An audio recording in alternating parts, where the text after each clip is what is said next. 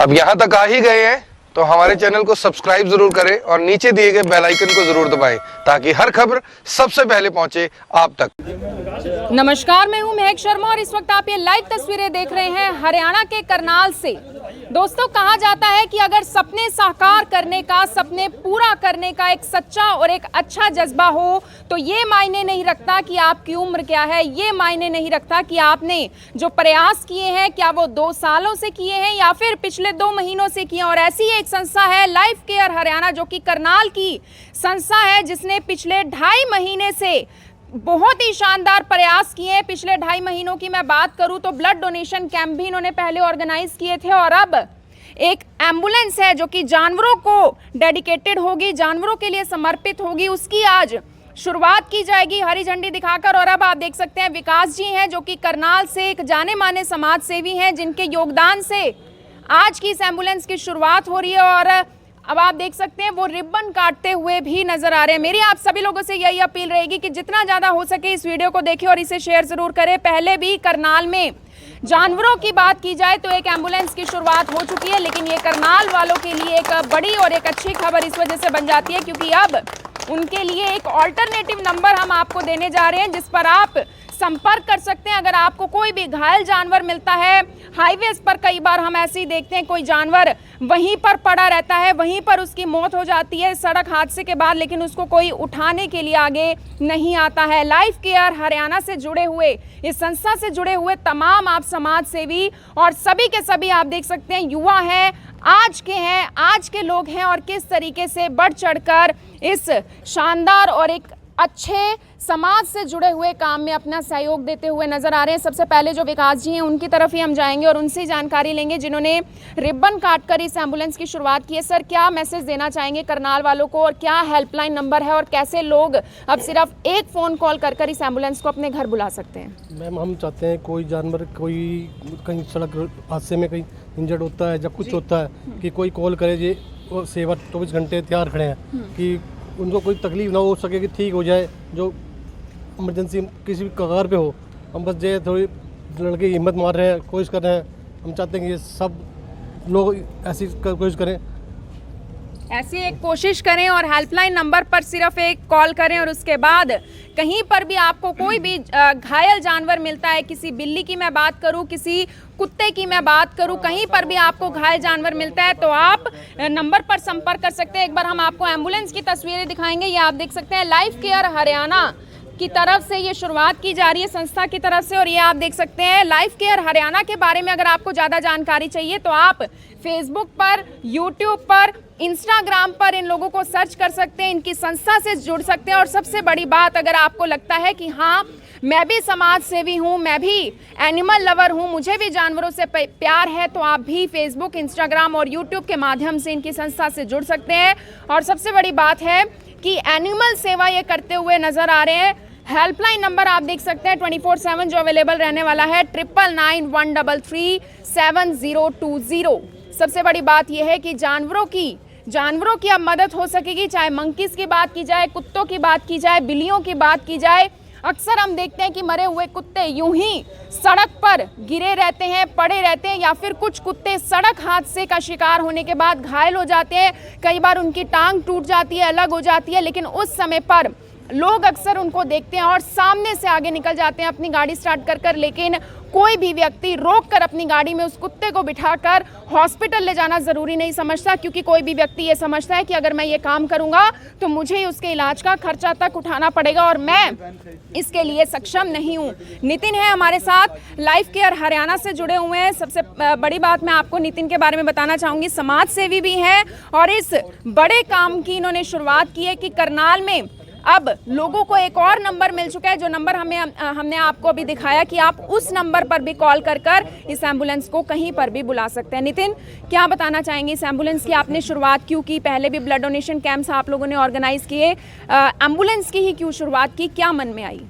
Madam हमारे जो life care and से हमने एनजीओ चलाई थी, एक एनिमल से रिलेटेड चलाई थी। सेवा हमने बहुत सी की हैं, लेकिन हमें भी ऐसा लगा था कि लॉकडाउन के जरिए या और लगा था कि ये बेजुबान सड़क पर घूमते हैं, वो खाना पीना नहीं मिल पा रहा था। तो हमने जब शुरुआत की थी इसकी तो हमने एनिमल्स के रिलेटेड ही किया था। तब जब हमारा 1 मंथ कंप्लीट हुआ था तो हमने ब्लड डोनेशन कैंप लगाया था। और हमारा जो मेन पर्पज़ होता है कि हमने मौके पहुँचना है, कोई भी इंजर्ड जानवर है, कोई भी कुत्ता है, बिल्ली है, कोई भी ऐसा कुछ है तो हम उसके इंजर्ड मौके पहुंच जाते हैं। जो हमारा जो रहता है शेल्टर, अभी मैंने नए ऑर्गेनाइज किया है, हमने सिर्फ एम्बुलेंस चलाई है।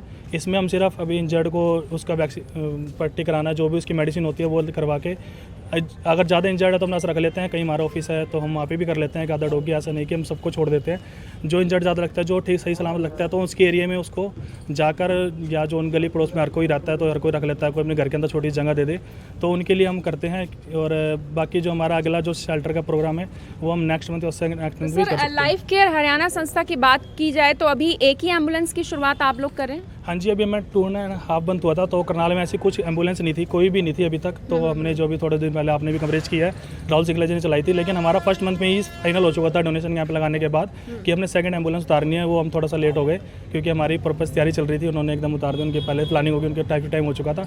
हमारे को सिर्फ 2.5 मंथ हुआ है तो हमने इसको सेकंड मंथ में ही ऑर्गेनाइज किया है। कहीं ना कहीं आपको नहीं लगता कि इंसान अगर दुर्घटनाग्रस्त हो जाए, कहीं पर भी हाईवे हो या फिर किसी भी राह चलती सड़क पर, तो वहाँ पर उसके लिए तो व्यवस्था है कि एम्बुलेंस को भी कॉल किया जा सकता है, पुलिस मौके पर आ सकती है, लेकिन जानवर के लिए कोई व्यवस्था नहीं थी अब तक। हरियाणा के करनाल की मैं बात करूं, यहीं से व्यवस्था की शुरुआत हो रही है। आपको नहीं लगता कि करनाल के लिए एक बड़ी गर्व की बात भी है कि यहाँ के लोग इतने अच्छे हैं कि इस बारे में भी सोच रहे हैं? हाँ, करनाल के लोग बहुत अच्छे हैं और अब तो लोग ज़्यादा मोटिवेट हो रहे हैं। चाहे तो एनजीओ लगा लो या किसी तरीके से भी लगा लो, कुछ लोगों ने इसका बिजनेस बनाया है, कुछ लोगों ने इसको अपने सहारे ने कदम तरफ कराया। तो हमारे से बहुत लोग जुड़े हैं। हमारी मैडम है सेंचुरी स्कूल की, तो वो भी हमारे से जुड़ने के लिए, बहुत से अच्छे समाज सेवी लोग भी आ रहे हैं। लेकिन वो सिर्फ जुड़ने से पहले ये कह देते हैं कि भाई डोनेशन वाला हमारा काम नहीं होगा, तो आप लोग प्लीज़ ये वाला काम मत करना। तो हमारे से जुड़ने से पहले बिजनेस की बात छेड़ ही दी है, तो अब आपसे जानना चाहूँगी कि आपके फाइनेंशियल सोर्सेज फिर क्या हैं? आपने किस योगदान से इसकी शुरुआत की है? हमने किसी से वैसे नहीं मांगा था। हमारे जो भाई जुड़े हुए हैं साथ, सिर्फ हमने उन्हीं से ही, जो विकास भाई हैं हमारे, सुनील भाई पीछे खड़े हैं, ये भाई खड़े हैं, और हमारे टोटल 11 भाई हैं जिन्होंने मैं सबने योगदान किया है। और हमने किसी से, मतलब कोई फेसबुक पे कोई नंबर है, ये हमारा जो नंबर आपने हेल्पलाइन नंबर दिखाया, ये भी कोई गूगल पे नंबर नहीं है, कोई पेटीएम नंबर नहीं है, ये भी सिंपल नंबर है। फिर भी कोई व्यक्ति हो ऐसा, कोई अच्छा समाज सेवी हो, कोई एनिमल लवर हो, डॉग लवर हो, चाहता हो कि मैं आपके साथ जुड़ूं, मदद कर सकूं, तो वो किस प्रकार से आपके साथ जुड़ सकता है? अगर उसने हमारे साथ मदद ही करनी है, अगर वो सही में सेवा करना चाहता है, तो हमारे को ना तो वो अकाउंट में पैसे दे, ना वो हमारे को कैश पैसे दे। हम इंजर्ड केस सारी एनजीओ दिखाती है, हम भी दिखाते हैं। जब रेस्क्यू करते हैं किसी को तो उसकी चोट सबको दिखती है कि कितनी है। अगर उसने सच में सेवा करना चाहता है तो हॉस्पिटल में हम लेकर जाते हैं। वहाँ जाकर दवाई है, 100 की दवाई है, 50 की दवाई है, 1000 की, तो उसको हॉस्पिटल का बिल दे सकता है। हमें या किसी भी एनजीओ को एक पैसा ना दे। हम सिर्फ यही, जो करनाल में आप लोग भी डेली वाइट करते हो तो हम उसको देख रहे हैं, तो करनाल में एक भी बंदा कुछ अपने हमारे को पैसा मत दे। जिसने सेवा करनी है वो मौके पे जाए, हॉस्पिटल का बिल है, मेडिसिन का बिल है, वो दे सकता है। हमारे सिर्फ हम उनको एक राह दिखाएंगे सेवा करने की, हम इस राह पे हैं, तो आप लोग सेवा कर सकते हैं। हम भी अपनी इनकम सोर्स से सेवा कर रहे हैं। बेसिकली हम तीनों जॉब करते हैं, हमारे पास भी टाइम नहीं होता सारा दिन, 9 से टाइमिंग 6 बजे तक की टाइमिंग हमारी रहती है। तो इस वजह से आप जो फाइनेंशियल की बात कर रहे हैं, और हमने औरों को, आपका भी पता होगा सबको, कोई ये नहीं बोलता कि डोनेशन हमें नहीं चाहिए। हम ये पहली एनजीओ होगी शायद ये बोल रही हो कि हमें डोनेशन नहीं चाहिए। अगर जिसने सच में सेवा करनी है तो प्लीज़ हमारा रेस्क्यू करके हम लाइव वीडियो दिखाते हैं, सबको दिखाते हैं, और सारी एनजीओ दिखाती है। आपको अगर सेवा करनी है तो हमारे नंबर पर कॉन्टैक्ट करके, हेल्प नंबर पे उस हॉस्पिटल में जाकर, चाहे वो सरकारी है चाहे वो प्राइवेट है, वहाँ जाकर उसका बिल दे सकता है। सारी मेडिसिन खर्चा हमारा होगा, नहीं तो हम कर ही रहे हैं। आपका क्या नाम है? आप भी संस्था से जुड़े हुए हैं? बिल्कुल मैम, मेरा नाम प्रिंस है। और कहाँ से आप? मैं करनाल से, शिव कॉलोनी से। तो संस्था के साथ जुड़ने का मेन मोटिव क्या था? मेन मोटिव हमारा यही था कि एनिमल की सेवा करना है। कुछ हम करना चाहते थे, तीनों भाई ने मिलकर प्लान किया, तो चलो इस राह पे चलते हैं हम। और हमारी तीनों दोस्त भी हैं? हाँ, हम दोस्त भी हैं और हम एक ही लाइन से हैं, बैंकिंग लाइन से तीनों, तो साथ में रहते हैं दिन में भी। तो हमारा बस ऐसे ही बैठे बैठे प्लान हुआ, तो मैं चलो एक सेवा के कुछ करते हैं हम एनिमल के लिए ही। तो करनाल वालों को कोई मैसेज देना चाहेंगे? और ये एम्बुलेंस कितने दायरे में मूव करेगी, यानी कि ये कहाँ कहाँ तक इसकी लिमिट है, ये जाएगी? मैम फ़िलहाल तो भी करनाल में ही है, करनाल के आसपास गांव है, हम उसमें कवर करेंगे।